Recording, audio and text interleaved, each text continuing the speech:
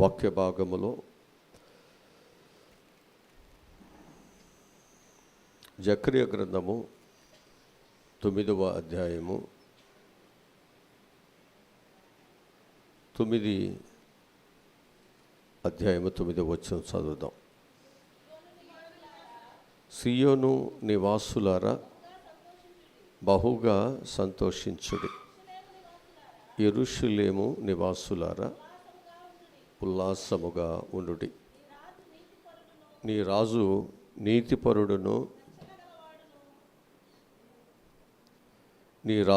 నీతిపరుడును రక్షణ గలవాడును గాడిదను ఎక్కి మీ వద్దకు వచ్చుచున్నాడు. చాలు. మత్తయి సువార్త 21వ అధ్యాయము మొదటి వాక్యముల నుండి చదువుదాం. తరువాత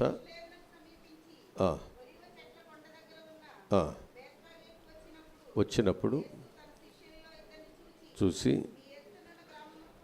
బెల్లుడి వెళ్ళగానే మీకు కనబడును, వాటిని విప్పి నా యొద్దకు తోలుకును రండి.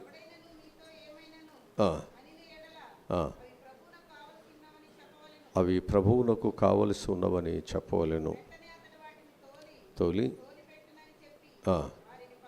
వారిని పంపాను.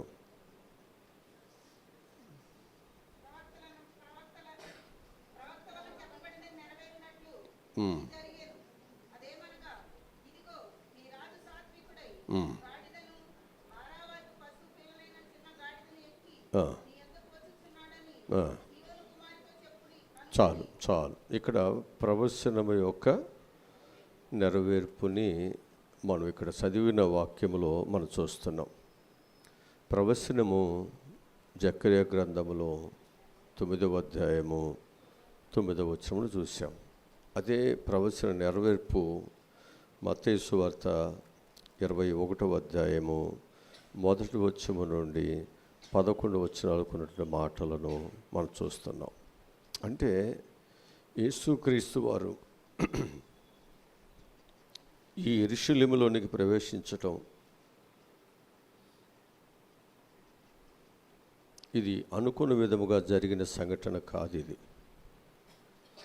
అనుకున్న విధముగా ఏదో ఒక రాయి విసిరితే తగిలేటువంటిది కాదు. ఇది కొన్ని సంవత్సరాలు పూర్వమే యేసుక్రీస్తు ఈ భూమి మీదకి రాక మునిపే యేసుక్రీస్తు వారు యెరూషలేము మందిరములోనికి వెళతారు. దేని మీద వెళతారో కూడా చెప్పారు. అయితే ఆ గాడిద ఎక్కడ ఉంటుంది, ఎక్కడ కట్టబడుతుంది, ఆ విషయాలు కూడా అక్కడ చెప్పబడుతున్నాయి. అంటే మనం వీటన్నిటినీ జాగ్రత్తగా పరిశీలన చేస్తున్నప్పుడు ప్రభు అటువంటి యేసుక్రీస్తు వారి యొక్క జయప్రవేశము అనేటువంటిది, లేక యేసు ప్రభు వారు ఈ లోకమునకు రావటం అనేటువంటిది దేవుని యొక్క ప్రణాళిక అనే విషయాన్ని మనందరము కూడా గుర్తించి దేవునిని మనం ఏం చేయాలంటే హృదయపూర్వకముగా మన ప్రభువుని మనము ఆరాధన చేయవలసినటువంటి వారమై ఉన్నాము అనే విషయాన్ని జ్ఞాపకం చేస్తున్నాం. కనుక ఈ ఘటమును బట్టి లేకపోతే ఈ విషయాన్ని బట్టి యేసుక్రీస్తు కేవలం ఒక సాధారణ వ్యక్తిగా కాకుండా మరి ప్రవచనములను నెరవేర్చేటువంటి వ్యక్తిగా, చరిత్రనే శాసించే తిరగరాయగనటువంటి గొప్ప వ్యక్తిగా ప్రభు అయిన యేసుక్రీస్తు వారు ఈ లోకములో వచ్చారని, ఆయన జీవించారని, ఒక ప్రత్యేకమైనటువంటి పరిస్థితిని ఆయన లోకానికి నేర్పించారు అనే విషయాన్ని మనకు బైబిల్ చాలా స్పష్టంగా చెబుతూ వస్తుంది. యెరూషలేములో ఉన్నటువంటి అనేక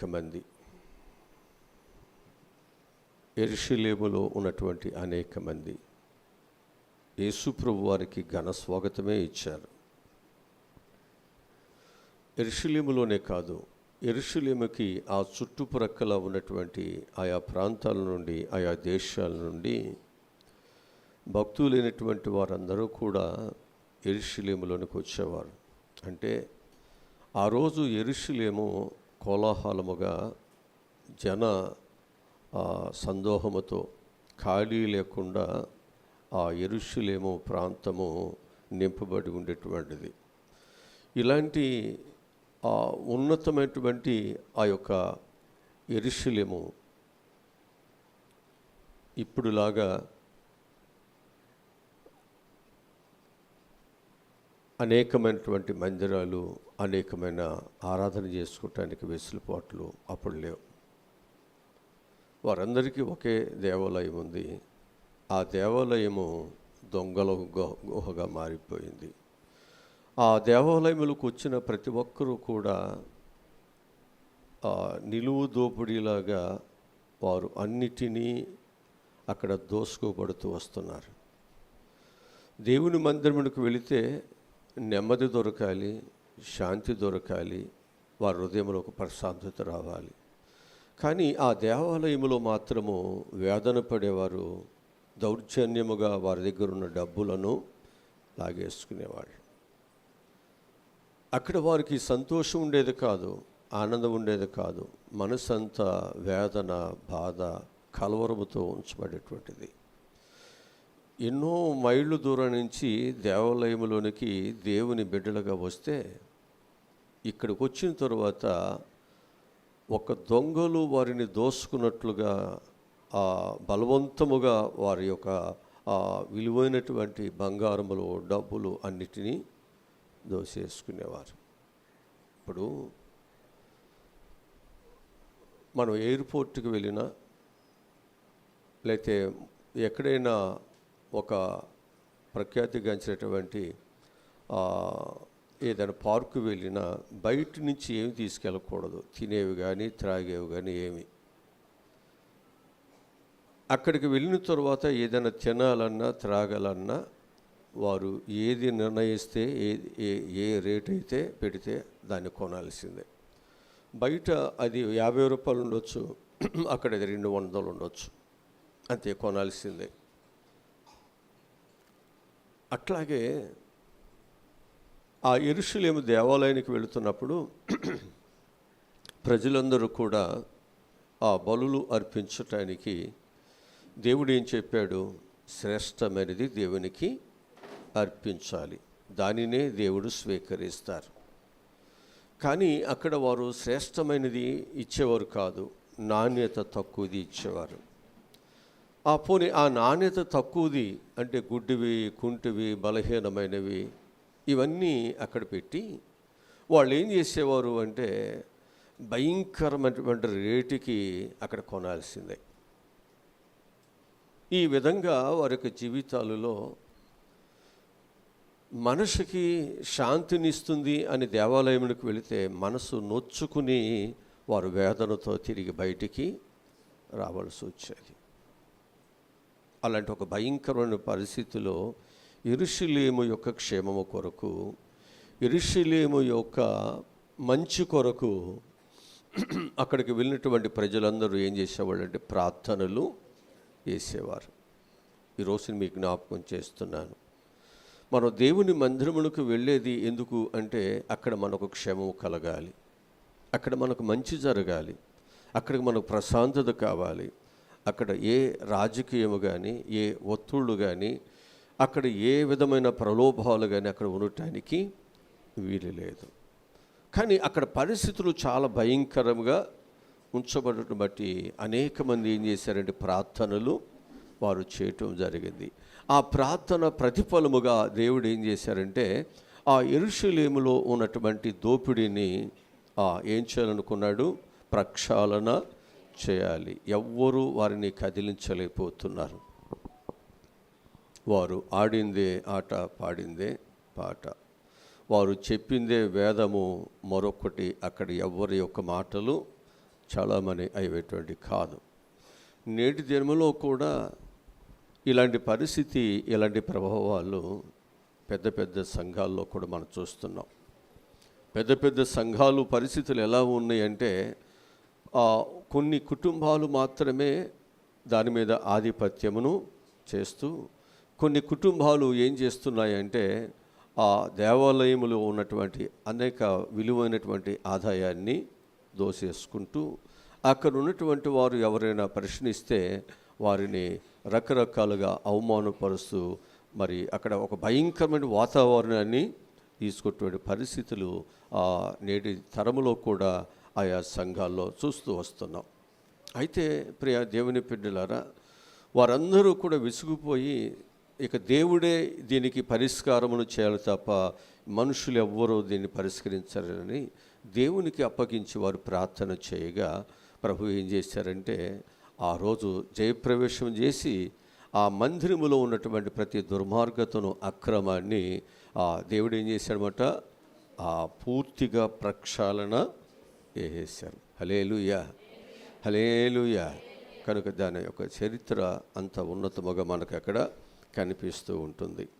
కనుక యెరూషలేము ప్రవేశము నుండి మనం కొన్ని విషయాలు నేర్చుకుందాం. ఆత్మీయమైనటువంటి సత్యాలను మనము ధ్యానము చేద్దాం. ఒకటి మనం నేర్చుకోవాల్సింది ఏమిటంటే, ప్రవచన నెరవేర్చేటువంటి దేవుడు, ప్రవచనములను నెరవేర్పు కలిగిన దేవుడు. అంటే యేసుక్రీస్తు జీవితంలో ఏది కూడా అనుకోకుండా జరగలేదు.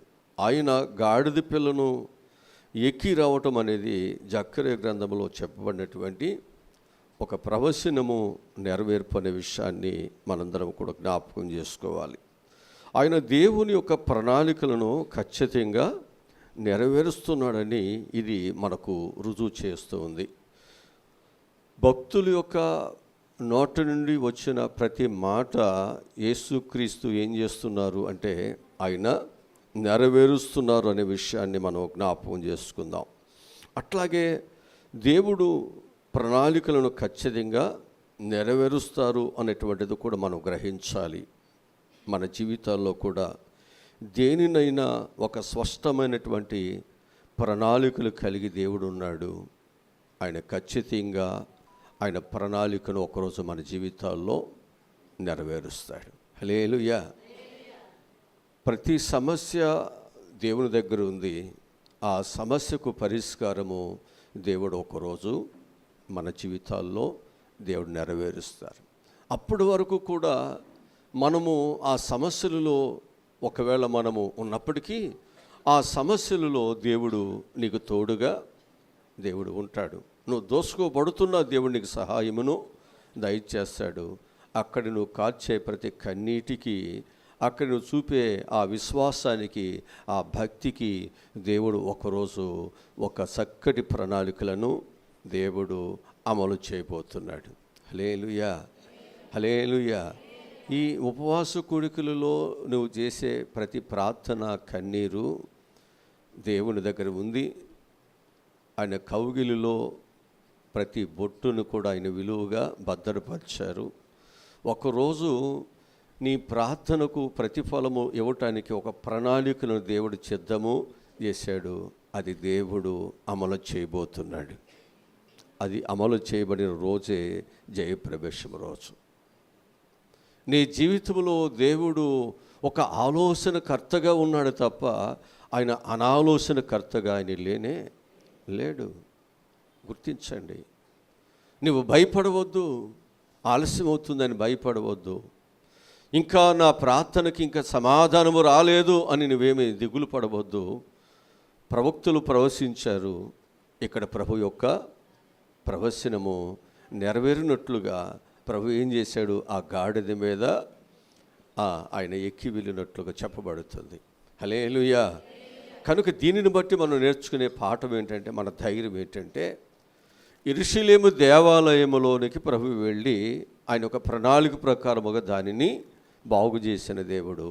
నా ప్రార్థన కూడా విని ఆయన ప్రణాళిక చొప్పున నన్ను కూడా దేవుడు బాగు చేస్తాడు. నాకు కూడా దేవుడు సహాయమును అందిస్తాడు. ఇది మనం నేర్చుకోవాల్సినటువంటి మంచి మాట. రెండవది,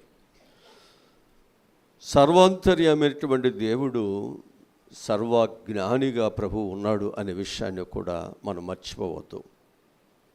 ఎందుకనంటే యేసు ప్రభువారు తన శిష్యులతో మీరు వెళ్ళగానే అక్కడ ఒక గాడిద పిల్ల కట్టబడి ఉంచబడుతుంది. దానిని నా కొరకు మీరు తీసుకురండి అని ప్రభువారు ఏం చేశారు అంటే శిష్యులకు ఆజ్ఞాపించి పంపించారు.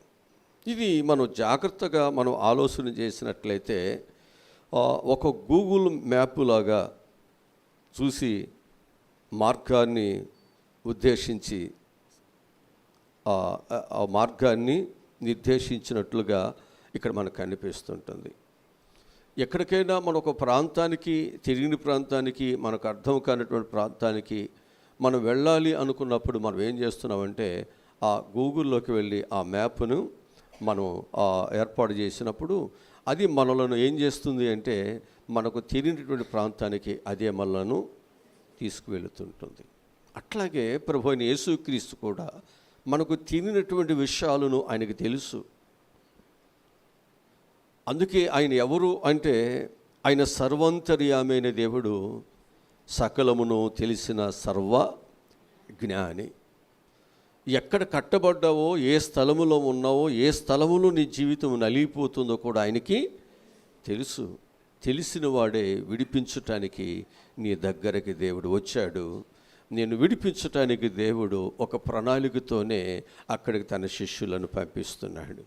హల్లెలూయా, హల్లెలూయా. కనుక జరగబోయేదంతా ఆయనకు తెలుసు. అన్నీ తెలిసిన ఆయన నిన్ను ప్రేమిస్తూనే ఉన్నాడు.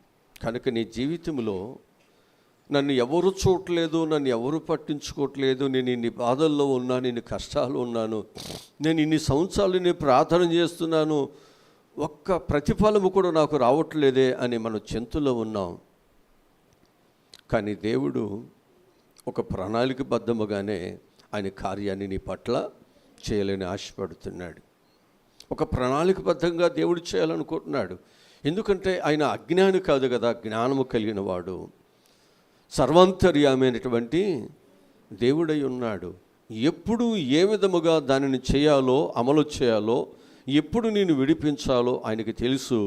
ఎప్పుడు నీకు ప్రయోజనము కలిగించాలో కూడా దేవునికి తెలుసు. అంటే నీ ప్రార్థన ఒకరోజు నీకు ప్రయోజనాన్ని ఇస్తుంది. నువ్వు దేవుని మందిరములో నువ్వు గడుపుతున్న ప్రతి సమయము ఒకరోజు నీకు ప్రయోజనాన్ని ఇస్తుంది. నువ్వు దేవుని సన్నిధిని నువ్వు ప్రేమించి విలువైనటువంటి డబ్బులను ఖర్చు చేస్తున్నావే, ఇక్కడ శ్రమ పడుతున్నావే, దీని క్షేమం కొరకు ఇక్కడ కడుగుతున్నావో, తుడుస్తున్నావో, ఏమేమి చేస్తున్నావో, ఎంత డబ్బులు ఖర్చు చేస్తున్నావో, ఎంత ప్రయాసపడుతున్నావో, దీనికి ప్రతిఫలము ఖచ్చితంగా ఉంచబడి ఉంది. అందుకే ప్రభువునందు నువ్వు పడుతున్న ప్రయాస వ్యర్థము కాదని ఎరిగి ప్రయాసపడుతున్నాం. ఇక్కడ ఏమి వ్యర్థము కాదు. ఇక్కడ నువ్వు గడుపుతున్న ఏ సమయం వ్యర్థం కాదు.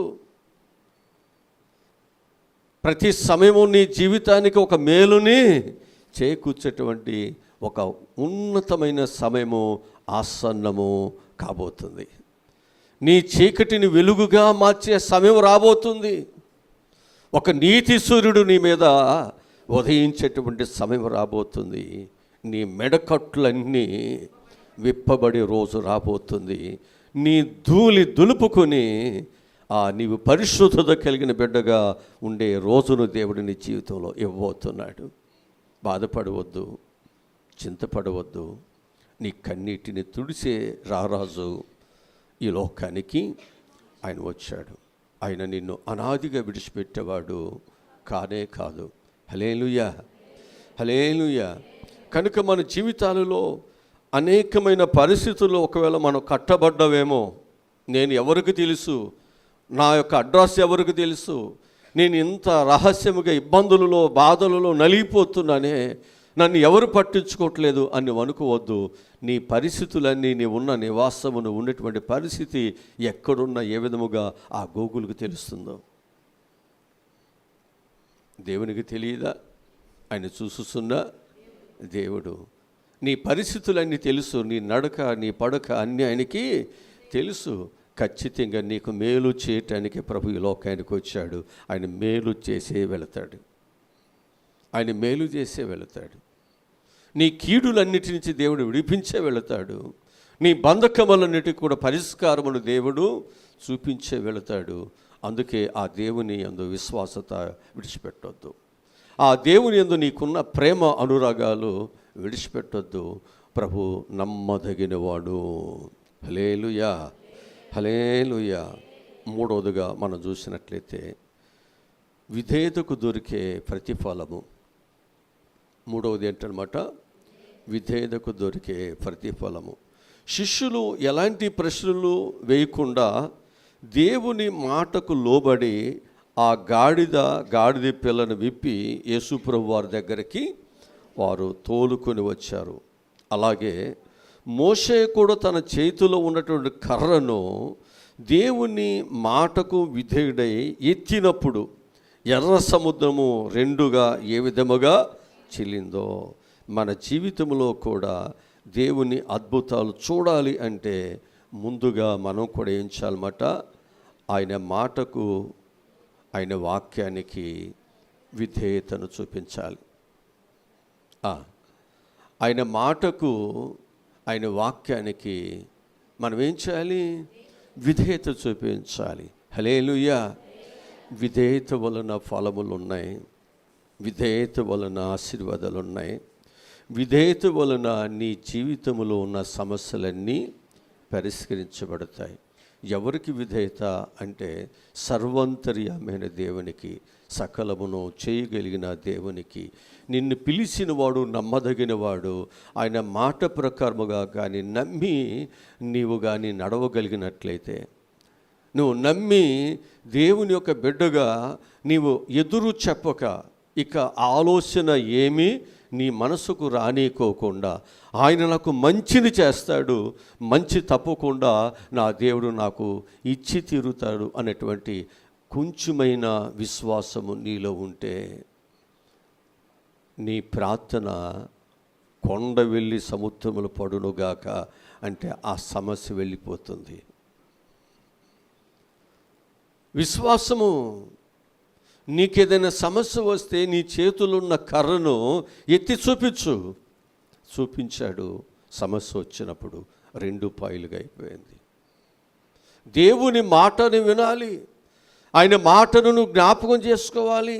ఆయన మాటను బట్టి కుడిము కానీ ఎడమకు కానీ నువ్వు తొలగిపోకుండా దేవుని యొక్క మార్గములలో విధేయతతో, వినయముతో, భయభక్తితో దేవుడు నన్ను దీవిస్తాడు, దేవుడు నన్ను స్వస్థపరుస్తాడు. ఆ విశ్వాసము నీవు ఉంటే 38 సంవత్సరాలు ఏంటి, ఎన్ని సంవత్సరాలు అక్కడే ఉంటావు. నువ్వు దాటి వెళ్ళిపోయేవారివి కాదు. అలాంటి మంచి నమ్మకమైన మంచి బిడ్డగా విధేయత చూపించుదాం. ఎందుకనంటే విధేయత కలిగిన వారికి దేవుడు ఎప్పుడు తోడుగా ఉంటాడు.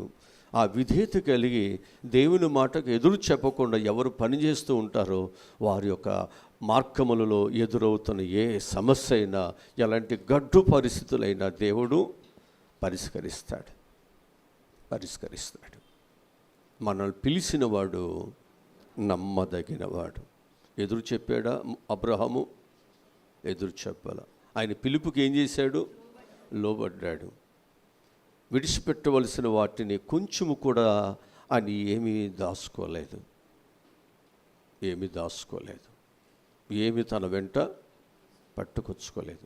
శిష్యులతో కూడా చెప్పాడు, మీరు సువార్త ప్రకటించడానికి వెళుతున్నారు, ఒక రారాజు యొక్క సువార్త. ప్రపంచమంతటిని కూడా రారాజు యొక్క రాజ్యాధికారం కిందకి రావాలి. మీరు వెళ్ళండి, బూదిగంధముల వరకు సువార్త ప్రకటించాలంటే ఎన్ని డబ్బులు కావాలి, ఏమి కావాలి? ప్రభు అన్నాడు, ఏమీ అవసరం లేదు. మీరేం చేయాలి? నేను చెప్పినట్లుగా మీరు వెళ్ళండి, మీ కొరకు నేను ఏమి కావాలో సిద్ధం చేశాను. రారాజు ఈ లోకములకు వచ్చి ప్రక్షాళన చేయటానికి, ఆయన వెళ్ళటానికి కావలసినటువంటి మార్గమును, ఆయన వెళ్ళటానికి కావలసిన ప్రయాణమును దేవుడు ఏర్పాటు చేశాడు. దేవుడేమి పిలిచినవాడు ప్రణాళిక లేని అజ్ఞానేమి కాదు. నేను పిలిచినవాడు అజ్ఞాని కాదు. నీ భవిష్యత్తు కొరకు, నీ క్షేమము కొరకు, నీ ప్రయాణము కొరకు ఆయన చాలా ప్రణాళికలను ఆయన రచించి ఉంచాడు. అనేక ఆశీర్వాదములను దేవుడు నీ కొరకు ఆయన సిద్ధం చేసి ఉంచాడు. నువ్వు కుడి ఎడమలకు తొలగిపోకుండా ఉంటే మోషేకు తోడుగున్నట్లు నేను నీకు కూడా తోడుకుంటాను యెహోషువతో చెప్పాడు. నీ పాదము జారిపోకుండా బండ మీద నిలిచి ఉన్నట్లయితే బండ మీద కట్టబడిన నీళ్లు కానీ నిలిచి ఉన్నట్లుగా నీ జీవితం నిలిచే ఉంటుంది. నువ్వు దేవుని యొక్క మార్గంలో నువ్వు నడుస్తున్నప్పుడు చీకటిలో కూడా వెలుగునిస్తాడు. ఆపదలో కష్టాలలో కూడా కృపాక్షేమంలో దేవుడు నీ వెంట పంపిస్తాడు.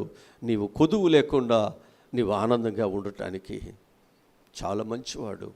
మన పిల్లలు ఎక్కడికి వెళ్ళాలంటే మన పిల్లలకు మనం ఎన్నో వాటిని ముందే చెబుతాం. మన పిల్లలకి ఏం కావాలో అవన్నీ ముందే చిత్తపరిచి పంపిస్తున్నామే.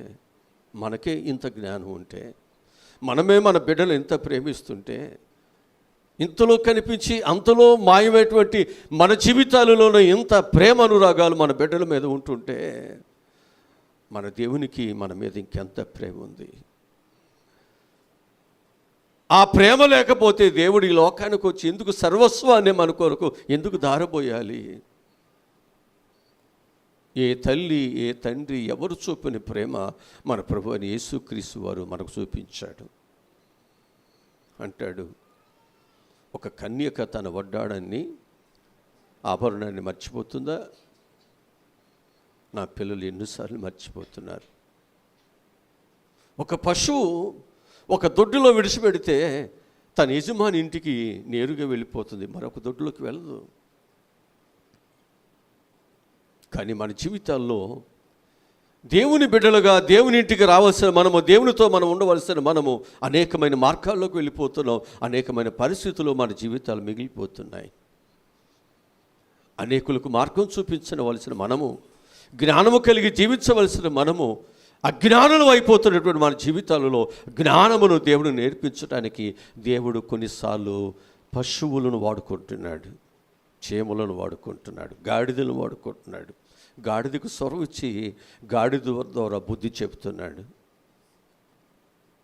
జాగ్రత్త, నీవు బుద్ధి చెప్పి ఏలువాడుగా ఉండాలి, పైవాడుగా ఉండాలి. కానీ బుద్ధి చెప్పించుకునేవాడుగా మన జీవితాలు ఉండకూడదు. అందుకే బుద్ధి జ్ఞానము లేని కంచర గాడిద వలన ఎన్నో ఉండవద్దు, అజ్ఞానులకు ఉండొద్దు. దేవుని బిడ్డవే, దేవుని కొరకు బ్రతకటానికి నువ్వు వచ్చావు, ఆయన మార్గంలో ఉండటానికి వచ్చావు. అందుకే దేవుడు నేను అనేకమైన కట్ల నుండి అనేకమైన పరిస్థితుల నుండి విడిపించాడు. నేను సజీవుడైనటువంటి దేవుని యొక్క జీవ మార్గంలో మనం నడవగలిగినట్లయితే ఆ జీవ మార్గంలో నీకు ఎప్పుడు నువ్వు జీవింప చేస్తూ నేను అభివృద్ధిలోకి తీసుకువెళ్తాయి. మనము రారాజు యొక్క మాటలను, మన దేవుని యొక్క ఉన్నతమైన మార్గాన్ని మనం తప్పిపోయిన కుమారుడులాగా మన జీవితాల్లో మనం నష్టము, ప్రమాదములు, అనేకమైనటువంటి పరిస్థితులు తెచ్చుకుంటున్నాం. నేను అభివృద్ధిలో ముందుకు తీసుకువెళ్ళాలని దేవుడు ఆశపడుతుంటే నీవు అభివృద్ధిలో అనేక సంవత్సరాలు వెనక్కి వెళ్ళిపోతున్నావు. జాగ్రత్త, జాగ్రత్త. కనుక ఎవరు వాక్యానికి విధేయత కలిగి జీవించారో అబ్రహామును దీవించాడు, దావీదును దీవించాడు, యోసేపును దీవించాడు, యాకోబును దీవించాడు. ఇలా చెప్పుకుంటూ పోతే ఎంతమందిని దేవుడు దీవించాడు. ఆఖరికి మరియను కూడా దేవుడు దీవించాడు. ఒక ప్రణాళిక ఉన్నది. నిన్ను దీవించటానికి, నిన్ను విడిపించడానికి, నిన్ను హెచ్చరించడానికి, నీ కన్నీరు తొడబడటానికి, నీ భవిష్యత్తును వెలుగుగా అందరి ఎదుట తైన స్థితిలో నిలబెట్టడానికి ఒక సమయం ఉందండి. అప్పుడు వరకు కూడా శ్రమలైన, బాధలైన వాక్యాన్ని నమ్మండి, వాక్యాన్ని విడిచిపెట్టవద్దు. దేవుని కొరకు నమ్మకముగా జీవించండి. మెండైన దీవెన దేవుడు మనకు అనుగ్రహిస్తాడు. నాలుగోదిగా మనం చూసినట్లయితే గుంపును వెంబడించేవారు. నాలుగవది గుంపుని వెంబడించేటువంటి వారు. యెరూషలేము ప్రజలలో ఒక గుంపు ఎలాంటి సొంత ఆలోచన లేకుండా కేవలము ఇతరులను చూసి ఓసన్నా అని అరిసేవారు. వారికి ఒక సొంత ఆలోచన, ఒక సొంత ఏమీ లేదు. అందరూ వెళుతున్నారు, నేను వెళ్ళాలి. అందరూ అరుస్తున్నారు, నేను అరవాలి. అందరూ బాప్తిసం తీసుకుంటున్నారు, నేను తీసుకోవాలి. అంతకు మించి వారి జీవితాల్లో మార్పు ఆలోచన ఏమీ లేదు. ఇక్కడ మనం జ్ఞాపకం చేసుకున్నట్లయితే ఓసన్న అని అరిశారు, జైలు కొట్టారు. యేసుప్రభు వారు వెళుతున్నటువంటి ఆ వాహనానికి గౌరవం ఇచ్చారు, అలంకరించారు. ఆ రోజంతా ఒళ్ళు ఇల్లు అలసిపోయేటట్లుగా కేకలు వేస్తూ వెళ్ళారు. భక్తి పరవళ్ళు తొక్కింది.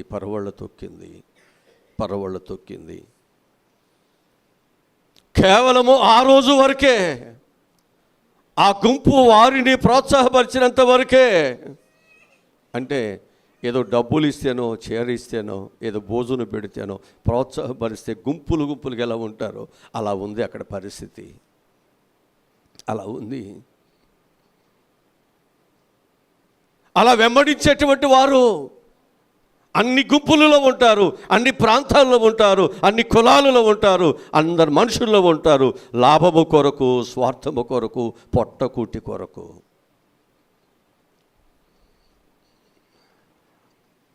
అదే గుంపు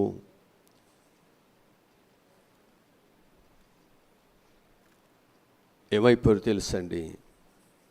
స్థిరమైనటువంటి విశ్వాసము లేనటువంటి వారు కొన్ని రోజులకే అంతేనా, కొన్ని రోజులకే అదే గుంపు, అదే జైలు కొట్టిన వారు ఇప్పుడు యేసు ప్రభుని సిలువ వేయండి కేకలు వేసేస్తున్నారు. అదే గుంపు అండి, అదే గుంపు. వారికంటూ ఒక సొంత ఆలోచనలేమీ లేవు. ఎవరు ఏది చెబితే, ఎవరు ఏది కేక వేస్తే ఆ విధంగా నడిసే గుంపు. నీకు ఏది ప్రయోజనమో తెలియట్లేదు, నీకు ఏది ఖ్యాతో నీకు తెలియట్లేదు, ఏది సత్యమో నీకు తెలియట్లేదు. నీ మార్గములో అనేక మంది ఎలా నడుస్తే అలా నడుచుకుంటూ వెళ్ళిపోవటం తప్ప నిన్ను ఎందుకు దేవుడు పిలిచాడు, ఎందుకు దేవునికి నిన్ను అప్పగించుకున్నావు, నేను ఏం చేయాలి అనేటువంటిది జ్ఞానమే లేని అజ్ఞానికి మన జీవితాలు మారిపోతున్నాయి. లోకములు ఉన్నవాడు వస్తే వాడితో తలూపేస్తున్నాం, భయం లేనివాడు వస్తే వాడితో మనం తలూపేస్తున్నాం, మాట్లాడేస్తున్నాం, ఏకీభవిస్తున్నాం. వాక్యాలు చెప్తున్నాయి కదా, నువ్వు దొంగలు చూసినప్పుడు ఏకీభవిస్తున్నావు, వ్యభిచారం చూసినప్పుడు ఏకీభవిస్తున్నావు, మోసగాళ్ళు చూస్తే ఏకీభవిస్తున్నావు, లోకములో ఏది నీకు ప్రయోజనం అనుకుంటే వాడితో వెళ్ళిపోతున్నావు. నువ్వు ఒక ప్రత్యేకమైన వ్యక్తివి,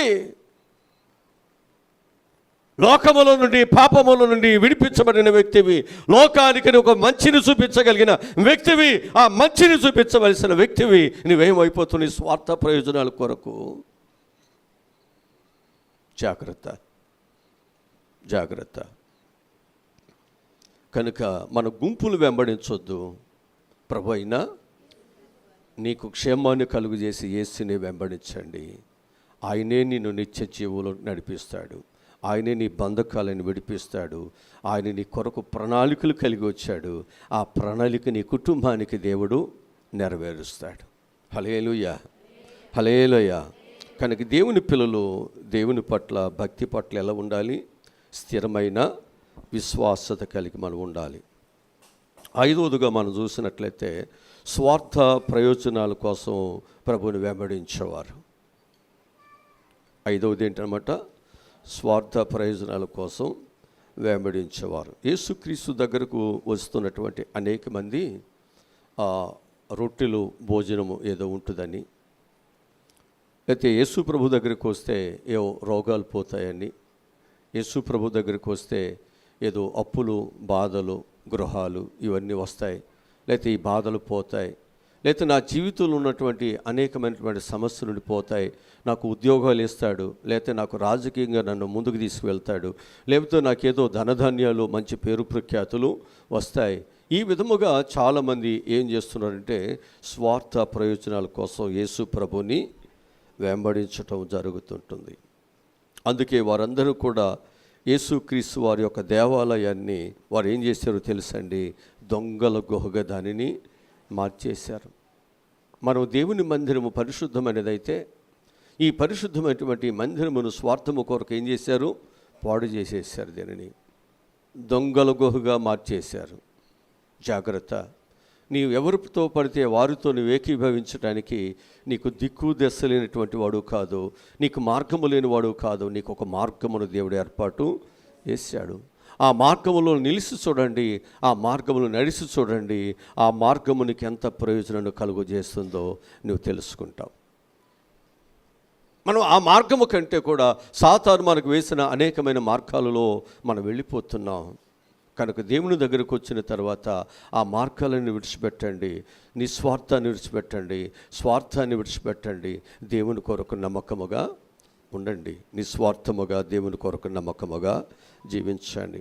కనుక ఆయనను వెంబడించేటువంటి వారు కొందరు ఉన్నారు. కానీ నిజమైన క్రైస్తవము లాభ అపేక్షతో చేసే వ్యాపారము కాదు ఇది. భౌతికమైనటువంటి లాభం కొరకు జీవించేది కాదు ఇది. భౌతికమైనటువంటి ప్రయోజనాల కొరకు దేవుని దగ్గర వెతికేది, వెంబడించేది కాదు ఇది. భౌతికమైన దానికంటే కూడా ఆత్మీయమైనటువంటి జీవితాన్ని నీకు ఇచ్చేది.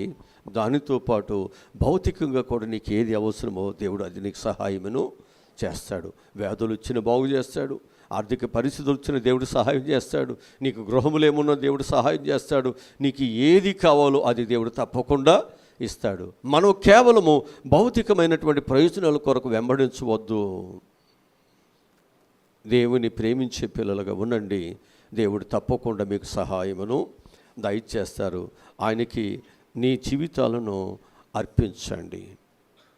నిస్వార్థముగా, స్వార్థము లేకుండా పరిపూర్ణముగా దేవునికి అర్పించండి. దేవుని కొరకు లాభ అపేక్ష లేకుండా బ్రతుకుట క్రీస్తే, చావైతే నాకు లాభము అన్నట్లుగా నీ భక్తిని దేవుని ఎదుట చూపించండి. దాన్ని బట్టి దేవుడి సహాయమును దయచేస్తారు. కొంతమంది ఇంట్లో భార్య భర్తలు ఎలా ఉంటారో తెలియదు, కానీ రోడ్డు మీద మాత్రం వారు చేయి పట్టుకుంటారు, గూళ్ళు రుద్దుకుంటూ నడుస్తారు. బైక్ మీద వెళ్ళేటప్పుడు మీద పడిపోయి ఉంటారు. ఇక అవసరమైతే గట్టిగా పట్టుకుంటారు. ఇంటి దగ్గర ఎట్టుంటారో తెలియదు, కానీ బయట మాత్రం భలే ఉంటారు. జాగ్రత్త. బయట ప్రపంచానికి మాత్రమే కాదు, రహస్యంగా ఉన్నప్పుడు కూడా నీ ప్రవక్తను అలాగే ఉండాలి. దేవుని మందిరంలోనే కాదు, బయట కూడా నీ భక్తిని అలాగే ఉండాలి. మనం చాలామంది బయట బాగానే ఉంటున్నారు, చాలా భక్తి కలిగిన వారుగా వారి యొక్క జీవితాలు చూపిస్తున్నారు. కానీ రహస్యముగా వారి జీవితాలు చాలా ప్రమాదముగా ఉంటున్నాయి, చీకటిగా ఉంటున్నాయి, దొంగల గుహగా మారిపోతున్నాయి. వాటిని మనం విడిచిపెడదాం. ఎందుకు అంటే దేవుడు నీ నడక, పడక, నీ మాట, నీ స్నేహాలు, ఆలోచనలన్నీ ఎరిగి ఉన్నాడు. ఎరిగి ఉన్న వారి దగ్గర జాగ్రత్తగా మనం ఉండాలి అని చెప్పి నేను జ్ఞాపకం చేస్తున్నాను. అందుకే కదా ప్రభు మనల్ని రక్షించటానికే ఆయన త్యాగము చేశాడు. ఇక ఆరోదుగా మనం చూసినట్లయితే దేవుని మార్గాన్ని వ్యతిరేకించేవారు చాలామంది మనకు కనిపిస్తున్నారు. దేవుని మార్గాన్ని వ్యతిరేకించేవారు చాలామంది కనిపిస్తున్నారు. యేసుక్రీస్తుకు వస్తున్నటువంటి ఆదరణ చూసి, అభిమానాన్ని చూసి, పేరు ప్రఖ్యాతులు చూసి ఓర్చుకోలేని వారు, వారవలేని వారు, విశ్వ చూపులను నిలిపేవారు చాలామంది కనిపిస్తున్నారు. యేసు ప్రభు వారు వస్తున్నాడని తెలిస్తే చాలు, ఆ ప్రాంతము కనీసము ఎక్కడ కూడా ఖాళీ లేకుండా జనసమూహము ఒక సముద్రములాగా, ఇసుకరీరులాగా ఉండిపోతున్నారు. స్వచ్ఛందంగా వస్తున్నారు. అది చూసి వాళ్ళు అనుకుంటున్నారు, మన బిర్యానీలు పెట్టినా, ప్యాకెట్లు ఇచ్చినా, చేసాలు ఇచ్చినా మనకింత జనం రావట్లేదు. ఆటోలు పెడుతున్నాం, లారీలు పెడుతున్నాం, ఎన్నో పెడుతున్నాం, బస్సులు పెడుతున్నాం, వారికి డబ్బులు కూడా ఇస్తున్నాం. ఏదో మనం చూపించుకోవాలి, ఎన్నో ప్రయత్నం చేసినా మనకు జనం రావట్లేదు. ఈయన ఏంటయ్యా, ఈయన ఇమేజ్ ఏంటి, అసలు ఏంటి, ఏముంది ఈయనలో? ఆయన వస్తున్నాడంటే మనల్ని కూడా ఎవడు లెక్క చేయట్లేదు, మన మాట కూడా ఎవడు లెక్క చేయట్లేదు. అందరూ అక్కడికే వెళ్ళిపోతుంటే మన యొక్క మందిరాలు అన్నీ కూడా ఖాళీ అయిపోతున్నాయి. ఏం చేయాలి అంటే ఇప్పుడు ఆయనని తీసేయాలి. ఇప్పుడు ఆయన ఏం చేయాలి? తీసేయాలి, అడ్డు తొలగించుకోవాలి. ఈ స్వార్థపరులు ఏం చేస్తున్నారంట? దేవుని యొక్క మార్గాన్ని వారు వ్యతిరేకిస్తూ ఉన్నారు. ఆయన బోధలను తమను గద్దిస్తున్నాయని, ఆయన సిలువ వేస్తే బాగుంటుందని కుట్ర పన్నుతున్నారు. ఇప్పుడు ఒక మనిషి యొక్క జీవితంలో ఏదైనా ఒక వ్యాధి ఉంది, ఏదైనా ఒక పుండు ఉంది, ఏదో ఒక బాధ ఉంది. ఇప్పుడు నిన్ను బాగు చేయాలి, ఆ బాధ నుంచి నేను విడిపించాలంటే గాయము లేకుండా ఎలా జరుగుద్ది? గాయము లేకుండా నిన్ను ఎలా బాగు చేస్తారు? ఇప్పుడు దేవుని యొక్క వాక్యము కూడా నువ్వు తప్పు చేస్తున్నప్పుడు ఆ తప్పు, అది తప్పు అని దేవుడు చెప్పేది నీకు గాయమే. కానీ అది నువ్వు మారితే నీ పట్ల దేవునికి ఒక ప్రణాళిక ఉన్నది. ఆ ప్రణాళిక నీ పట్ల ఆయన నెరవేరుస్తాడు. అప్పుడు నీ స్థితి కొద్దిగానే ఉంది, తుదకు దేవుడు నేను మహా అభివృద్ధిలోకి తీసుకువెళ్తాడు. ఆయన ప్రణాళిక ఏమిటి అంటే నువ్వు తలగా ఉండాలి, నువ్వు పైవాడుగా ఉండాలి, నీ చెయ్యి అందరికంటే ఎత్తుగా ఉండాలి, నీవు అనేకులకు అప్పిచ్చువాడుగా, నువ్వు లోపలికి వచ్చినా బయటికి వెళ్ళినా నువ్వు దీవించబడాలి. హల్లెలూయా. దేవుని ప్రణాళిక. నీవు ఆయన మార్గంలో వండుకోకుండా వేరే వేరే మార్గాలలో ఉండటానికి అమ్ముడైపోతున్నావు. స్వార్థపరులతో ఏకీభవిస్తున్నావు, స్వార్థపరులతో ఆయన మార్గాలలో వెళ్ళిపోతున్నావు. దేవుని సిలువ వేయండి అని కేకలు వేస్తుంటే, యేసు ప్రభువును తొలగించాలి మంచి చేయవాడిని అని చెప్పేసి వారు ఆలోచన చేస్తుంటే, నీవేం చేస్తున్నావు? మంచికి ఎదురెళ్ళి చెడుని చేస్తున్నావు. దేవుని బిడ్డవి, మంచికి ఎదురెళ్తున్నావు, దేవునికి ఏం చేస్తున్నావు? చెడుని చేస్తున్నావు. జాగ్రత్త. కనుక మన స్వార్థాన్ని మనం ఏం చేయాలి? విడిచిపెడదాం. దేవుని యొక్క మార్గములో మనం ప్రయాణము చేద్దాం.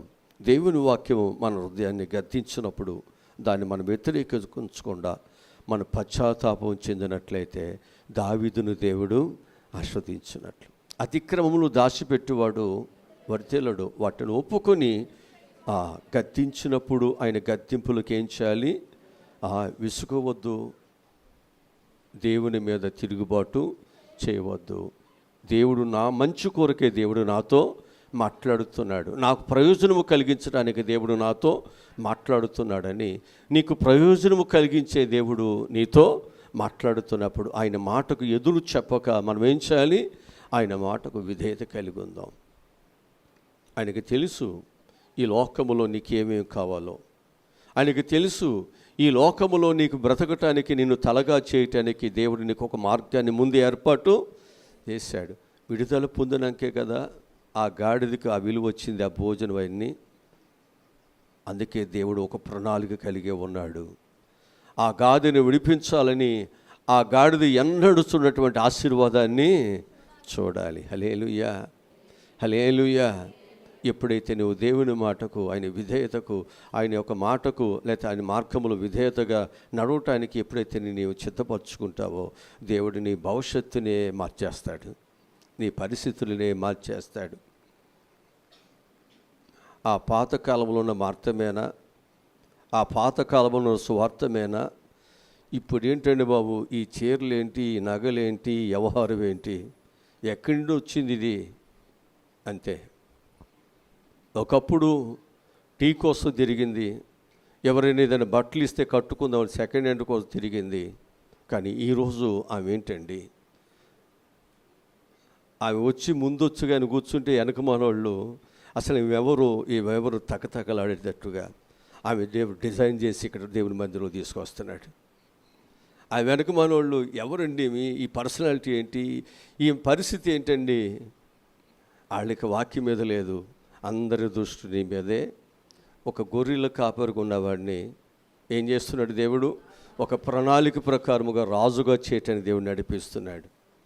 ఎన్ని విషమ చూపులు, స్వార్థపరులు చూపిస్తున్న ఆయన ప్రణాళికలో ఉన్నటువంటి దావీదుని ఆయన ఒక చిత్తానుసారంగా భయముతో, భక్తితో, నిస్వార్థముగా నడుస్తున్నటువంటి దావీదు యొక్క క్షేమాన్ని ఆపగలిగారా?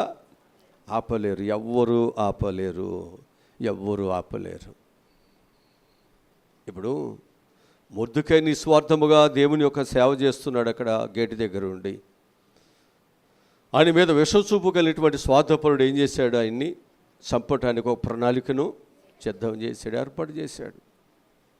ఆ ప్రణాళికలు మొద్దుకై పడలేదు, ఆ ప్రణాళికలో సిద్ధం చేయబడిన వాడే పడి ఉరి తీయబడుతున్నాడు. అందుకే వాక్యం చెబుతుంది, గొయ్యి తీసిన వాడు గోతులనే పడతాడు, కంచు కొట్టువాడు పాము వచ్చి వారిని కరుస్తుంది. జాగ్రత్త. ఏది విత్తుతావో ఆ పంటే నువ్వు కోస్తావు. నీ మనసులో దుర్మార్గము, నీ మనసులో ఈర్ష, నీ మనసులో ఒకడు అభివృద్ధి చెందటం అనేది నువ్వు ఓర్చుకోలేకపోతే దేవుడు అదే నీకు ఇస్తాడు. నీ మనసులో ఏదుందో నిత్యం అదే కదా నువ్వు కోరుకునేది, అదే నీ తల మీదకి తీసుకొస్తాడు, అది నీ పిల్లల మీదకి తీసుకొస్తాడు, అది నీ కుటుంబం మీదకి తీసుకొస్తాడు. జాగ్రత్త. కనుక మన జీవితాలలో మనము ఎదుటివాడి మేలుని కోరేవారుగా, క్షేమాన్ని కోరేవారుగా మనం ఉండాలి. అందుకొరకే దేవుడు ఇక్కడికి తీసుకొచ్చాడు. మనము కూడా అందరి క్షేమాన్ని కోరాలి. అందరిని దోచుకుని నేను ఒక్కనే బాగుపడాలి, నా కుటుంబమే బాగుండాలి, నా పిల్లలే బాగుండాలి, ఎదుటివారు ఏమైపోయినా పర్వాలేదు. దోసుకున్న తర్వాత ఒక బిస్కెట్ 2 బిస్కెట్లు వేసేసి నేనేదో ఇచ్చేస్తున్నాను అన్నట్లుగానే ఉండొద్దు. అది నీకేమీ క్షేమము కాదు. జాగ్రత్త. వాక్యాలు మనకు చెబుతున్నాయి. ఇక్కడ యేసు ప్రభు వారి యొక్క మార్గాన్ని వారు ఏం చేస్తున్నారన్నమాట? వ్యతిరేకించే వారందరూ ఎవరు? ఓర్చుకోలేని వారు, ఆయన చూసి అసూయ పడుతున్నటువంటి వారు, ఆయనకి ప్రజలలో వస్తున్న ఆదరణను చూసి, ఆయనను చూసి, ఆయన ఎదుగుదలను చూసి, ఆయనకి అనేక మంది విధేయత కలిగి వాళ్ళు లోకములో ఉన్నటువంటి అనేకమైన స్నేహాలు అన్ని విడిచిపెట్టేసి మంచిగా భక్తిభావాలతో వెళుతున్నటువంటి వారిని చూసంట వారు ఏం చేస్తున్నారో తెలుసండి. ఇలా అయితే మన దగ్గరికి ఎవరు వచ్చేవాళ్ళే ఉండరు, మన మాటలు ఎవరు వినేవాళ్ళే, మన ప్రార్థనలు ఎవరు చేయించుకోరు. ఏం చేయాలి ఇప్పుడు? ఇన్ని తీసేస్తే అప్పుడు మనం చెప్పిందే చేస్తున్నాం, మనం చేసిందే వేదం. ఇకంతే. వారు స్వప్రయోజనము కొరకు, వారి ప్రయోజనం కొరకు, వారి క్షేమం కొరకు ఏం చేస్తున్నారంటే మానవాళికి మంచి చేయటానికి వచ్చినటువంటి ప్రేమ కలిగినటువంటి దేవునిని చంపేయటానికి వారు ప్రయత్నము చేస్తున్నారు. జాగ్రత్త. నీవు దేవుని వాక్యము నీకు చెబుతున్నప్పుడు నువ్వు దేవుని మార్గాన్ని వ్యతిరేకించొద్దు. ఆయనకి నువ్వేం చేయాలో తెలుసండి. విధేయత కలిగి ఉన్నట్లయితే, ఆయన మాటను బట్టి మనం విడిచిపెట్టగలిగే వారుగా, పశ్చాత్తాపడగలిగే వారుగా ఉన్నట్లయితే తప్పకుండా దేవుడు మనకు సహాయమును దేవుడు చేస్తాడు. 7వదిగా మనం చూసినట్లయితే సంపూర్ణముగా సమర్పించుకునేవారు, దేవుని మాటకు పూర్తిగా లోబడి తమ జీవితాలను దేవునికి అప్పగించుకున్నటువంటి గుంపు కూడా కనిపిస్తుంది. నాకేమీ జరిగినా పర్వాలేదు, నేను యేసు ప్రభు చెప్పినట్లుగా చేస్తాను అని నిలబడేటువంటి వారు నిజమైన శిష్యులు. మనము ఈ కోవకు చెంది ఉండాలి. అందుకే యేసు ప్రభు యొక్క శిష్యులు ఎలా ఉన్నారు అంటే, వారు బ్రతుకుని వారి పరిస్థితులన్నీ విడిచిపెట్టేశారు. మేము ఏది కన్నామో, ఏది చూసామో, ఏది మా చేతులు తాకాయో ఆ దేవునిని గురించి మేము లోకానికి చెబుతాం. ఒకవేళ చెప్పొద్దని ప్రభుత్వం ఒకవేళ మమ్మల్ని శాసించి చంపటానికి ఒకవేళ వారి ప్రయత్నం చేసిన, ప్రభు కొరకు మేము చనిపోవటానికని మేము సిద్ధముగా మేము ఉన్నాం. సమర్పణ. ఆ గుంపు దేవుని రాజ్యాన్ని, దేవుని మార్గాన్ని నిలపటానికి వాళ్ళు వచ్చారు. అందుకొరకు వారు దేవుని మార్గము కొరకు, దేవుని రాజ్యము కొరకు వారు ప్రాణాలను సహితము ప్రాణముగా వారు పెట్టారు. అందుకే దేవుని సువార్త భూమి మీద నిలిచింది, ఫలించింది, దేశాల్లోనికి ఇది విస్తరిస్తూ వస్తుంది. ఎన్ని చట్టాలు వస్తున్నా, ఎన్ని వ్యతిరేకతలు వస్తున్నా, ఎన్ని పరిస్థితులు వస్తున్నా, ఎన్ని భయ ఆందోళనలు కలుగుతున్నప్పటికీ కూడా సువార్త ఆగలేదు, మారు మనసు పొందేవాళ్ళు ఆగలేదు. దేవుని యొక్క బిడ్డలుగా ఇంకా శ్రమ కలిగే కొలది విస్తరణ ఎక్కువవుతూనే ఉంది. సత్యమైనటువంటి దేవుని యొక్క మార్గం ఏంటో తెలుసుకుంటున్నారు, అసత్యమేంటో కూడా తెలుసుకుంటున్నారు. సత్యములోనికే ప్రజలందరూ కూడా వచ్చేస్తున్నారు. అంటే మన ముందు శ్రమ అనేది కనిపిస్తుంది, కానీ తన ఫలితము నీకు గొప్ప ఆశీర్వాదాన్నే తెచ్చిపడు. అందుకే శ్రమ పడిన మీదట నీవు సువర్ణముగా విలువైన వ్యక్తిగా మార్చబడతావు. నీవు అనేకమైనటువంటి శ్రమలు వస్తాయి, బాధలు వస్తాయి, నువ్వు నిలిచి ఉండండి. దేవుడు నిన్ను తల ఎత్తుకునేవానుగా, నీ నీతి, నీ నిజాయితీ నేను ఉన్నతమైన శిఖరాల్లోకి తీసుకువెళుతుంది. దేవుడి మాటలు మన ఎన్నికల్లో దేవుడు దీవించునుగాక. తల్ల ఉచ్చండి, ప్రార్థన చేసుకుందాం. మా ప్రభువా, రక్షకుడా, ఈరోజు చెప్పబడినటువంటి దేవుని మాటలు బట్టి వందనాలు. పిల్లలందరూ దేవుని కృపలో మంచిగా ఉండటానికి సహాయములను దయచేయండి ప్రభా. వారిని వారి బిడ్డలందరూ కూడా ప్రభా, దేవుడు దేని కొరకైతే ఈ లోకానికి వచ్చాడో ఒక ప్రణాళిక కలిగిన వాడు, ఆయన లేఖనములు నెరవేర్చేవాడు, నా స్థితి నా పరిస్థితులు ఎరిగినవాడు, నన్ను విడిపించటానికే ఆయన ఈ లోకానికి వచ్చాడు. నన్ను విడిపించే తీరుతాడు, నన్ను రక్షించే తీరుతాడు. నాకు ఏవి కావాలో అవన్నీ నా దేవుడు నాకు సహాయమును దయచేస్తారు. చక్కని విశ్వాసముతో మేమందరం సాగిపోట సహాయములను దయచేయండి ప్రభు. యేసు నామములో ఈ మనవులు ఈ ప్రార్థనలు అడిగి పొందుకుని ఉన్నాము తండ్రి. ఆమేన్.